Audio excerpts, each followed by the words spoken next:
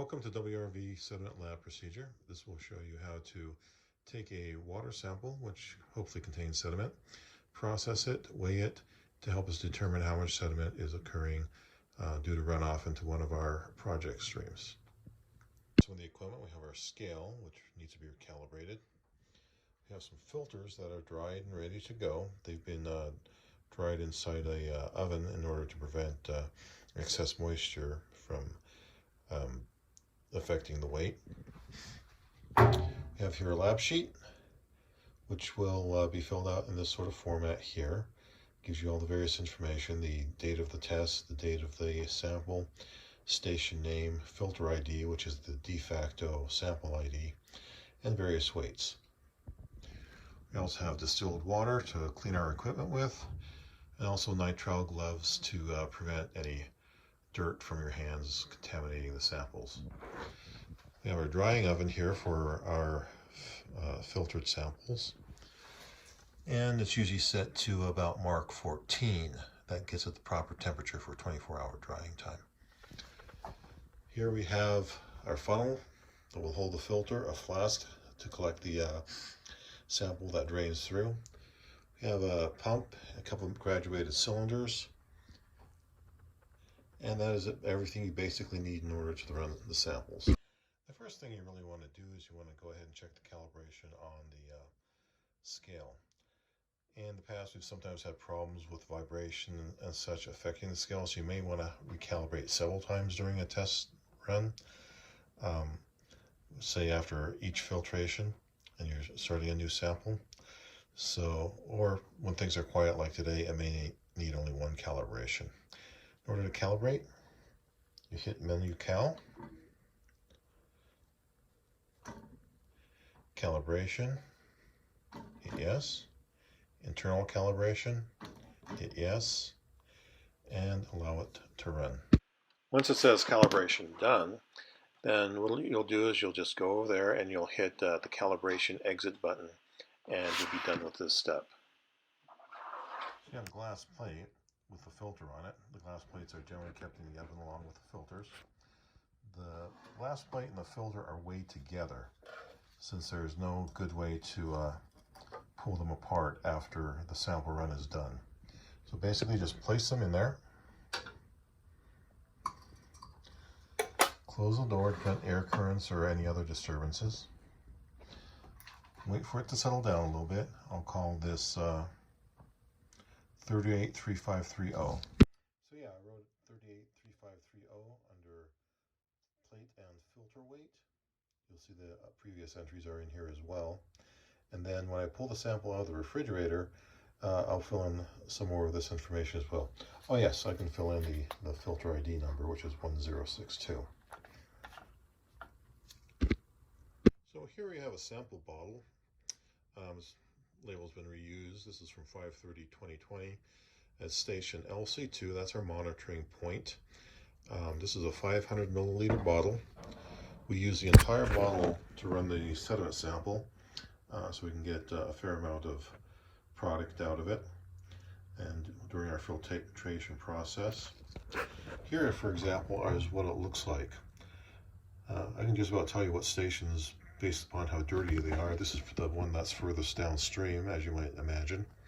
And then this one here is the one that's furthest upstream. So we'll begin. First and foremost, let's start agitating the bottle a few times, invert it for a while, and then start to get the filter ready. This is the funnel here. You want to set the filter down in there. I'm going to hit it with a little bit of distilled water to rinse it out. The basic procedure you should follow is if you didn't see it being cleaned, it's not clean. So I'm going to wipe this out with a Kim wipe here. So now it's been cleaned. I'm pretty sure it's any other residue left over from previous samples are now gone. And then we'll now put the filter in on it. A little bit of that distilled water is still in there. And the distilled water is nice to have because it helps mat it down to the actual string holes. So I'll add just a little bit more distilled water. Distilled water, it will not add anything to the sample, so you can use it here and there as needed. Try, of course, to get the filter nice and square to cover all the holes evenly. If necessary, just take a clean finger or a set of tweezers, kind of tap it down along the edges. Make sure you've got a good solid seal on that. Otherwise, the sample will go around the filter and the filter will not trap any of the sediment you're looking for. Yeah, so once the filter is ready, continue agitating the water bottle to get all the particles into suspension. That way, when you go to pour the sample out, you'll get all the particles in suspension and you get a nice, good representative sample. I'm just going to cut away for a minute here. You can unscrew the lid and prepare to put it in the graduated cylinder. It's going to be awkward. Usually I use two hands with this, but I've got the video camera going, so let's go. So I pour in about close to about half the sample. Swirl it up, try to keep it agitated. Throw some more in there. Don't go more than 500 milliliters. If there's a little bit left, we'll do it in the second attempt. So there we have 500 milliliters. A little bit left on the bottom, we'll get that in just a moment. First off, we're going to empty this out.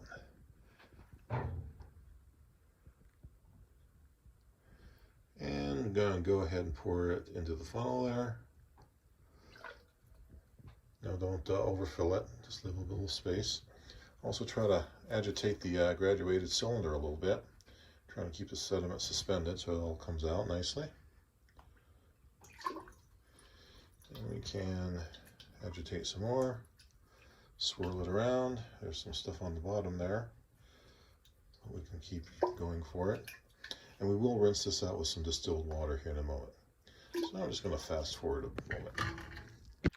Okay, so the graduated cylinder is empty. We're going to go ahead and grab the last of that sample out of the bottle, and then we'll put that into the funnel as well. So we emptied out the bottle. I would estimate we've got about another 25 milliliters in there. So totally we'll have 525 milliliters. Approximately 24 hours after the samples are put into the oven to dry, they can be pulled and weighed. I'll just do one as an example. The other three samples will follow the same procedure. Basically, you'll take the sample, put it onto the scale. The scale has already been calibrated today using the same procedure as yesterday. And I'll sit and wait now for the scale to settle. 38.4221. And so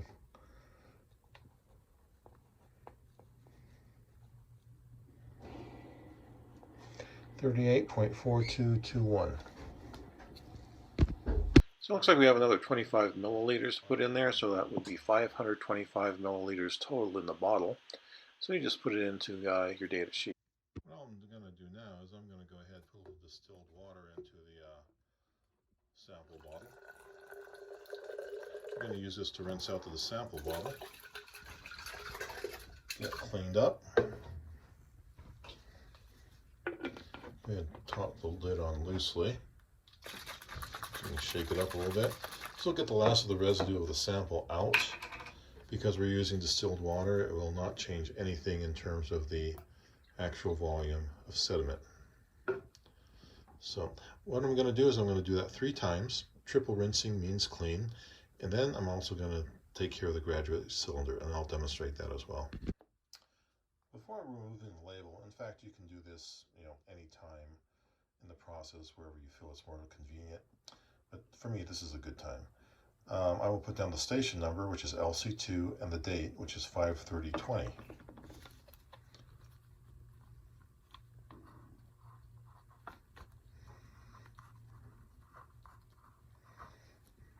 Now we'll put down today's date.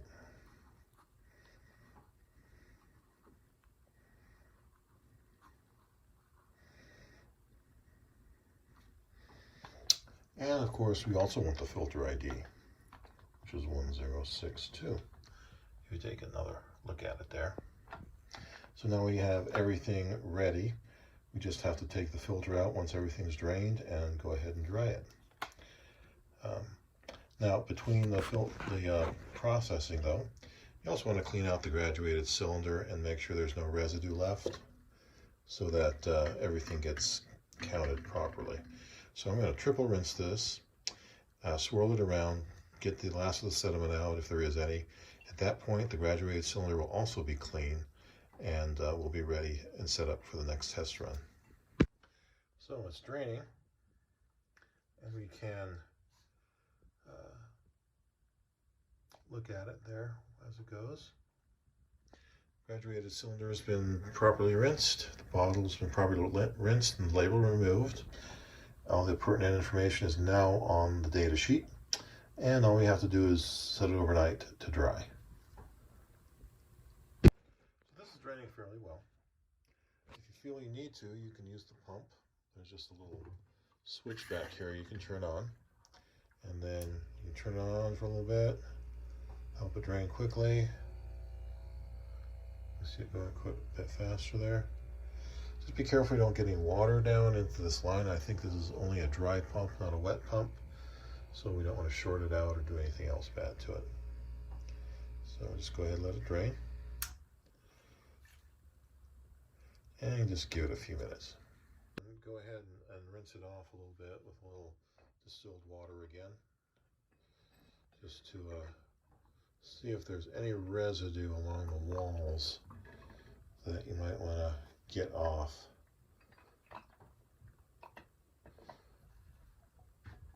So that, you get a decent sample. Now you may have to drain the flask out because it's right up to the nozzle there, to where it would start draining. So just, make sure these clamps are loose. Disconnect down here,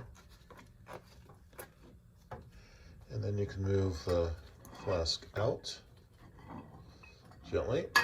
I'm doing this one-handed, so it's a little awkward. Then you can just dump it out.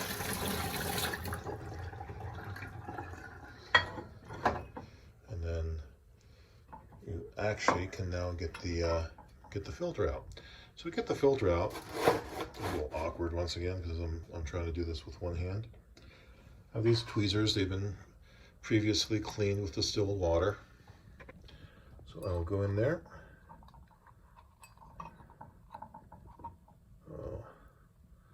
Grab it, transfer over,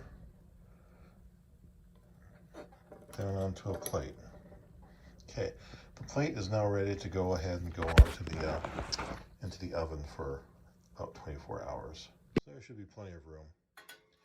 If necessary, move some of these drying filters back out of the way, or what have you. So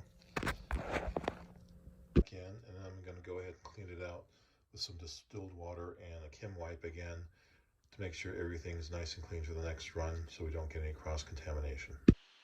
So it is now 24 hours later. We have pulled the sample out from the oven. We're now ready to weigh it and put the data in the data sheet. It's interesting that you can see on some of these old samples here, sometimes you can see organics or pieces of piece of wood or what have you in there that were suspended within the sample itself. Once again, if you look at the numbers or if you look at the sample, you see if there's anything that might be wrong with it. Remember, there's 2 sample bottles, 2 grab bottles per sample, each 500 milliliters. If necessary, you can go in and do a second run and try to see if you can get a better result. They're taken at the same location at the same time, so they're identical samples. Now, once the rest of these data are entered, they'll be put into the master sediment spreadsheet and then graphed up and used in reports. And that's the end of the procedure. That's all there is to it. Thanks, and have a good day.